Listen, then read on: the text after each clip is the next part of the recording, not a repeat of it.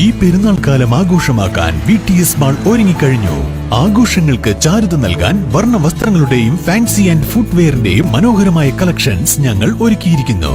കുടുംബത്തോടൊപ്പം ഈ പെരുന്നാൾ പർച്ചേസിംഗ് VTS വെഡിംഗ് സെന്ററിൽ നിന്നും. ഈ പെരുന്നാളിന് കുടുംബത്തോടൊപ്പം അടിപൊളി പർച്ചേസിംഗ് VTS മാളിൽ നിന്നും മാത്രം.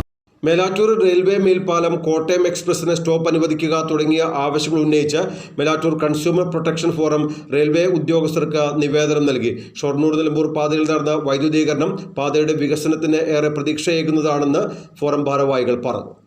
ദിവസവും വൈകിട്ട് 3:30 നിലമ്പൂരിൽ നിന്നും പുറപ്പെടുന്ന ഈ ട്രെയിനിന് വാണിയമ്പലത്തും അങ്ങാടിപ്പുറത്തുമാണ് സ്റ്റോപ്പുള്ളത്. മേലാറ്റൂരിൽ നിന്നും സമീപ ഇടങ്ങളിൽ നിന്നുമായി വിദ്യാർത്ഥികൾ ഉൾപ്പെടെയുള്ളവർ പഠനാവശ്യങ്ങൾ ഉൾപ്പെടെയുള്ളവയ്ക്ക് കോട്ടയത്തേക്ക് പോകുന്നുണ്ട്.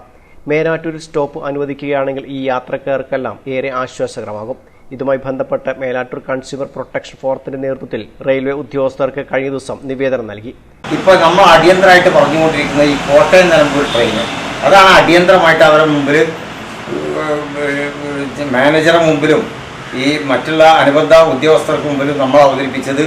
നമ്മൾ നിരന്തരമായി പറഞ്ഞുകൊണ്ടിരിക്കുന്ന ഈ കോട്ടയം നിലമ്പൂർ ട്രെയിൻ 5.5 മണിക്കൂർ ഈ ട്രാക്ക് 5.5 മണിക്കൂർ വിശ്രമിക്കുകയാണ്.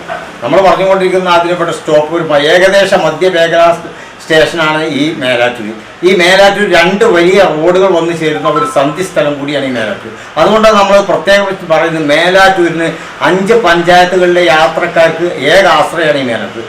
ഇവിടെ കോട്ടയത്തിന് ഒരു സ്റ്റോപ്പ് അനുവദിക്കുക. അതല്ല അവർക്ക് വല്ല പ്രതിബദ്ധതയും അതിൽ അവർക്കുണ്ടെങ്കിൽ, വല്ല പ്രതിബന്ധമുണ്ടെങ്കിൽ നമുക്ക് പറഞ്ഞുകൊണ്ടിരിക്കുന്നത് നമ്മളൊരു അഡീഷണൽ ഒരു ട്രെയിൻ നിലമ്പൂർ ഷൊർണൂർ ട്രാക്കിൽ ഒരു ട്രെയിൻ നമുക്ക് അനുവദിക്കണം. കാരണം 5.5 മണിക്കൂറാണ്. ഇവിടുന്ന് ഞാൻ ഉദാഹരണം പറഞ്ഞാൽ 10:10 തുടങ്ങുന്ന വണ്ടി പിന്നെ കഴിഞ്ഞാൽ 3:45 നിലമ്പൂരിൽ നിന്ന് പിന്നെ ട്രെയിനിൽ അത്രയും സമയമുണ്ട്. അപ്പോൾ നമ്മൾ ആ കാര്യമാണ് പ്രധാനമായിട്ട് പറയുന്നത്. പിന്നെ നമ്മൾ പറഞ്ഞുകൊണ്ടിരിക്കുന്നത് ഇവിടെ നിർദ്ദിഷ്ട പാർലമെൻറ്റ് മത്സരിക്കുന്ന ആളുകൾക്ക് നമ്മൾ കത്ത് കൊടുക്കാൻ വേണ്ടി വെച്ചിട്ടുണ്ട്.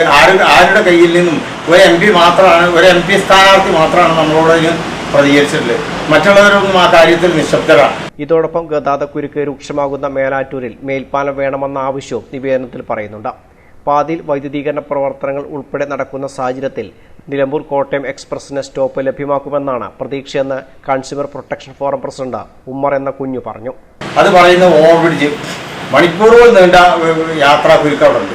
അതായത് അടിയന്തരമായിട്ട് ഓവർബ്രിഡ്ജ് അതിന് കേരളത്തിന്റെ പങ്കാളിത്തം കൂടി വേണമെന്ന പറയവേ നമ്മളോട് പറഞ്ഞുകൊണ്ടിരിക്കുന്നു. ആ കാര്യമാണ് നമ്മൾ പറഞ്ഞുകൊണ്ടിരിക്കുന്നത്. ഇപ്പോൾ 13 വർഷം കഴിഞ്ഞിട്ടാണ് നമ്മൾ വൈദ്യുതീകരണം കിട്ടിയത്.